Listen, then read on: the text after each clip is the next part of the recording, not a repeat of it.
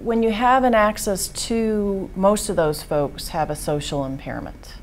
Whether it's borderline, they can't keep relationships because they see the world in black and white, or whether it's or more narcissistic, those sorts of things.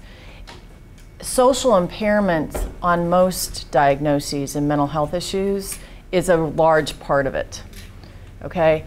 And it's often, let's take schizophrenia for a moment. The most devastating consequence of schizophrenia for a lot of people is the social impairment, okay? So again, part of the issue is we don't have anything else for a social impairment, okay? A lot of people who were probably 40, 50s now, late 30s, 40s, 50s, autism spectrum disorder was not a potential diagnosis for a lot of those people. It just wasn't talked about. And so if they're a little bit odd, even if it doesn't rise to the level of an access to disorder, I've seen a number of people in that age group say, I have Asperger's syndrome.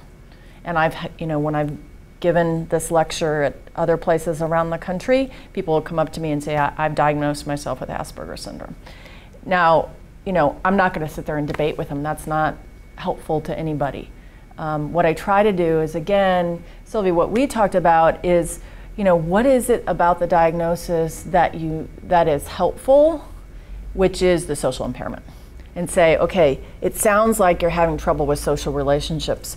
Why do you think you're having social relationship problems? Is it a boundary issue?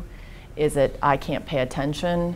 Is it because they're so negative, because they're depressed that nobody wants to be around them? Is it, and then try to intervene on that issue and help them.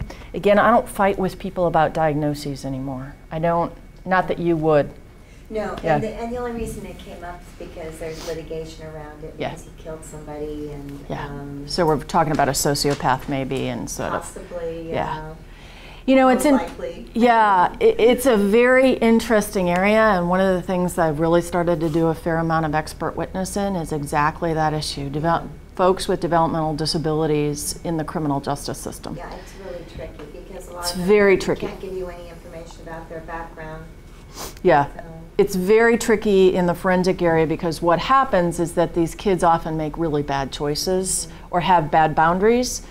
That's the same thing that a sociopath can do, right? So distinguishing for the criminal justice system about somebody who's got bad boundaries and poor impulse control versus a child with, or a young adult with a developmental disability for the criminal justice system, I'm spending a fair amount of time on cases exactly like that.